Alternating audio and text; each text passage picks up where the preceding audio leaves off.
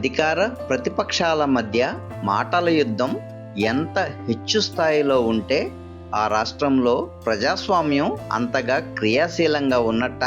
చట్టసభల సమావేశాలు జరుగుతున్నప్పుడు ఎంతగా బల్లలు పగిలితే అంతగా కుండలు బద్దలవుతున్నట్ట. రాష్ట్ర ప్రజల సమస్యలను, అభివృద్ధి అవసరాలను పరిగణనలోనికి తీసుకుని పరిష్కారాలను అన్వేషించడానికి పరస్పరం సంప్రదించుకునే ఉదాత్తత ఉభయ పక్షాలకు ఉండకూడదా?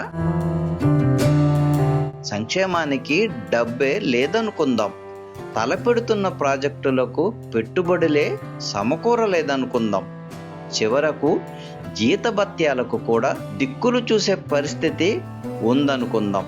దాన్ని క్రమానుగత వైఫల్యంగా కాక అధికార పక్ష వైఫల్యంగా మాత్రమే చూసి సంకటంలో పెట్టడం కాక, లేక గత ప్రభుత్వ నేరంగా నెట్టివేయడం కాక, మొత్తం రాష్ట్ర సమస్యగా చూసి ఉమ్మడిగా ఎదుర్కోవడానికి సహాయం కోరకూడదా, చేయకూడదా?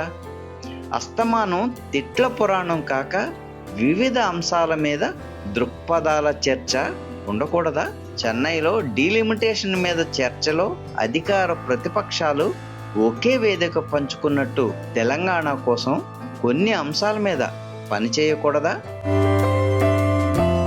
ఏ మాత్రం వాస్తవ దృష్టి లేని, ఊహలో కూడా ఆస్కారం లేని శుష్క ఆదర్శాలు పై ప్రశ్నలలో కనిపించవచ్చు. కానీ పరస్పరం తలపడుతున్నామనుకుంటూ చేసుకుంటున్న విమర్శలు, మాట్లాడే మాటలు, విసురుకుంటున్న దూషణలు, నోరు జారుతున్న బూతులు మాత్రం వాస్తవికతను, నిజమైన సైద్ధాంతిక వైరాన్ని సూచిస్తున్నాయా? తెలంగాణలో కాంగ్రెస్ బీఆర్ఎస్ మధ్య కనిపిస్తున్న యుద్ధం వాస్తవ విలువల మీద ఆధారపడ్డదా? ఎదుటివారి మీద చేస్తున్న విమర్శలు ఎవరికి వారికి కూడా వర్తించేవి కావా? ప్రజల అభివృద్ధికి, మనుగడకు ఎంతో ముఖ్యమైన అంశాల గురించి వ్యాఖ్యానించి పరిపాలన మీద, ప్రజాస్వామిక ఆచరణ మీద విలువైన విమర్శలు చేయవలసిన మీడియా రంగం ఏ మాత్రం సారం లేని డొల్ల అంశాల మీద, నాయకుల నోటి దుర్గంధం మీద చర్చలు చేయవలసి వస్తున్నది. పనిలో పనిగా తనలో క్షీణించిపోయిన విలువలను కూడా బయట పెట్టుకుంటున్నది. ఏ రకంగానూ గౌరవనీయ ప్రవర్తనలను చూపలేకపోతున్న నాయకుల నోటి నుంచి సభ్యతల గురించి, జర్నలిస్టుల గుర్తింపు గురించి, భావ ప్రకటన స్వేచ్ఛ గురించి, కడుపు మండిన భాష గురించి ప్రవచనాలు వినవలసి వస్తున్నది. ఎదుటివారి కంటే తాము ఎక్కువ మర్యాదైన, గంభీరమైన ప్రవర్తన కలిగి ఉన్నామని ఎంతటి రాజీ లేని కఠినమైన విమర్శ చేయవలసి వచ్చినా మాటలలో దిగజారిపోమని నిరూపించుకోవడంలో పోటీ పడవలసింది పోయి, అసభ్యతలోనూ వ్యక్తిగత దూషణల్లోనూ తామే జగజ్జట్టీలమనిపించుకోవడానికి ఉత్సాహపడుతున్నారు. ప్రత్యర్థి పక్షాన్ని తప్పు పట్టేటప్పుడు నీతులు, తాము తప్పు చేసేటప్పుడు బూతులు అన్న తరహాలో తెలంగాణ రాష్ట్రంలోని రెండు ప్రధాన పక్షాలు వ్యవహరిస్తున్నాయి. మూడో పక్షం ఈ రణరంగంలో లేనట్టు కనిపిస్తున్నా అది నిశ్శబ్దంగా పరిస్థితిని గమనిస్తూ అదును కోసం వేచి చూస్తున్నది. అధికార పార్టీ మాట తప్పినందుకో, కడుపు కొట్టినందుకో, ఒక రైతుకో రైతమ్మకో, సంక్షేమం మీద ఆధారపడ్డ ఏ పేదకో పేదరాలికో కట్ట తెగిపోయేంత కోపం వస్తూ ఉంటుంది. అప్పుడు ఆమె ముందుకు ఒక కెమెరా వాలుతుంది. బాధితులకు కడుపు మంటే తెలుసు, వారికి సోషల్ మీడియా గురించి కానీ, మీడియా హద్దులు కానీ, పర్యవసానాలు కానీ తెలియవు. వీడియో వైరల్ అవుతుంది అంతే. కోపం ఉన్న వారందరికీ అందులోని మాటలు హాయిగా ఉంటాయి. అంత కోపం లేని వారికి ఆశ్చర్యంగా ఉంటాయి. ప్రభుత్వ పక్షం మీద ఇష్టం ఉన్న వారికి ఆగ్రహం కలిగిస్తాయి. అధికారం రంగంలోకి దిగుతుంది. వేకువజామున తలుపు తడుతుంది. మొదట మీడియా ప్రతినిధుల మీద, తర్వాత మీడియా చూపించిన మనుషుల మీద విరుచుకు పడుతుంది. నన్నన్ని మాటలు అంటారా, అని ఆవేదన పడతారు ముఖ్యమంత్రి. కడుపు మంటను చూడండి, మాటల మంటను కాదు అంటుంది ప్రతిపక్షం. వ్యక్తీకరణకు నియమాలు అవసరం లేదా అంటుంది ప్రభుత్వం. భావ వ్యక్తీకరణ స్వేచ్ఛ సంగతి ఏమిటి అంటుంది ప్రతిపక్షం.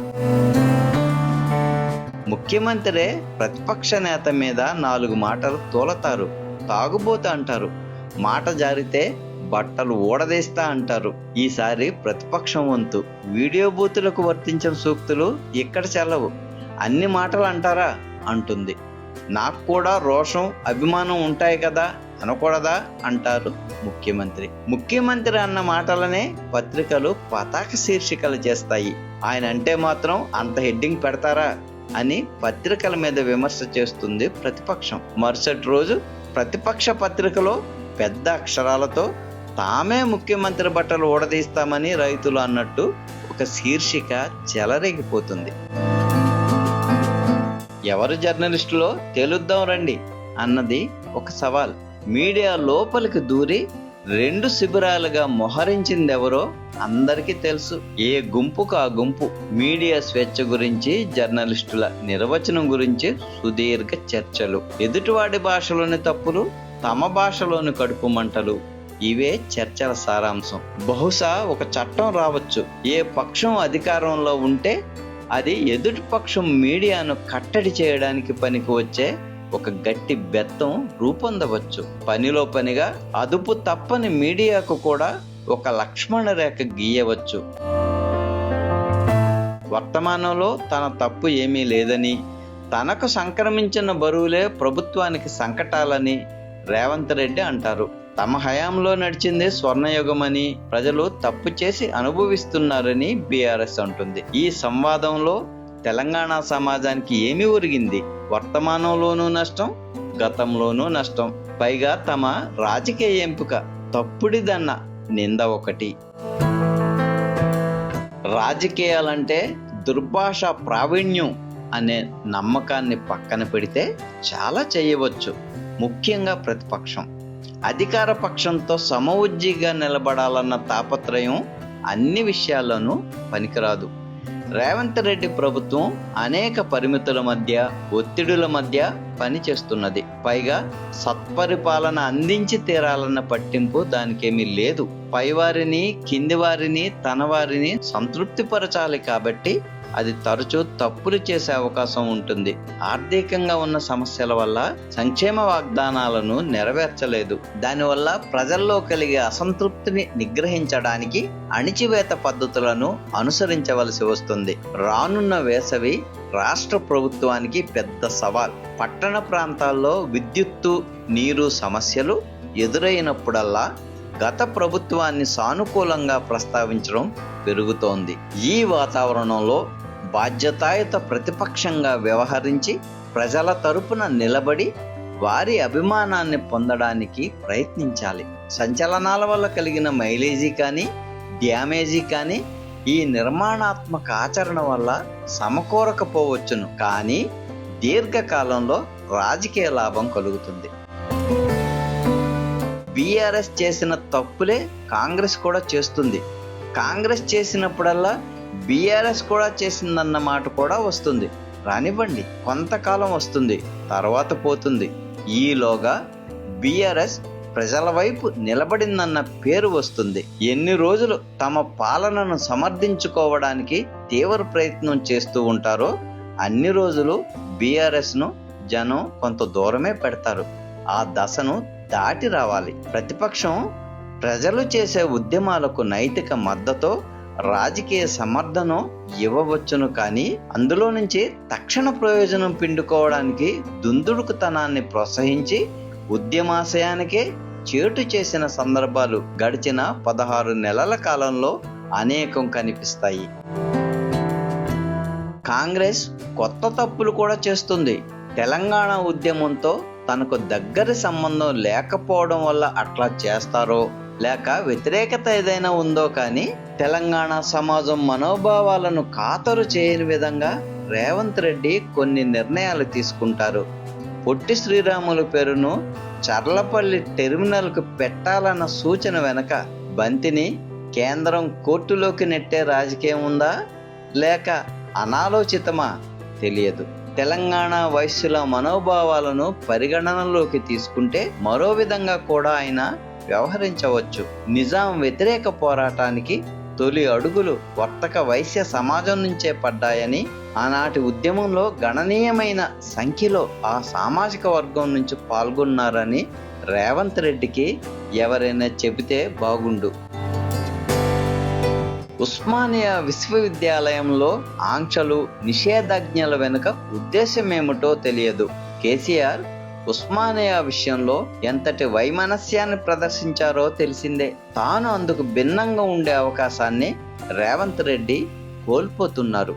అటువంటి సలహాలు ఆయనకు ఎవరు ఇస్తున్నారో వారి విషయంలో కొంత జాగ్రత్తగా ఉండాలి. విద్యార్థి లోకమంతా ఇప్పుడు ప్రభుత్వానికి వ్యతిరేకంగా ఉద్యమిస్తోంది. ఇది రేవంత్ రెడ్డికి రాజకీయంగా నష్టం చేస్తుంది. ప్రజాస్వామిక పాలన అంటూ ఇచ్చిన 7వ హామీకి ఇది బాహాటపు ఉల్లంఘన. అనేక వాస్తవ సమస్యలు ఉండగా తాము బూతులు తిట్టి, వీడియోలలో జనం చేత తిట్టించి రాజకీయాలను వేడిగా ఉంచాలనుకోవడం ఏమి చాపల్యం. దురదృష్టవశాత్తు ఆంధ్రప్రదేశ్లో గత కొద్ది సంవత్సరాలుగా కలుషితమైన రాజకీయ సంవాద వాతావరణాన్ని తెలంగాణకు కూడా దిగుమతి చేసుకోవడం అవసరమా? తెలంగాణ సమాజం ఈ విషయంలో మరింత పరిపక్వతను చూపి అసభ్యతను, కుసంస్కారాన్ని అనుమతించబోమని చెప్పవద్దా? ఎవరు జర్నలిస్టులు అన్న సందేహం సరే, ఎవరి కుసంస్కార రాజకీయులు అన్న ప్రశ్న మాత్రం రావద్దా?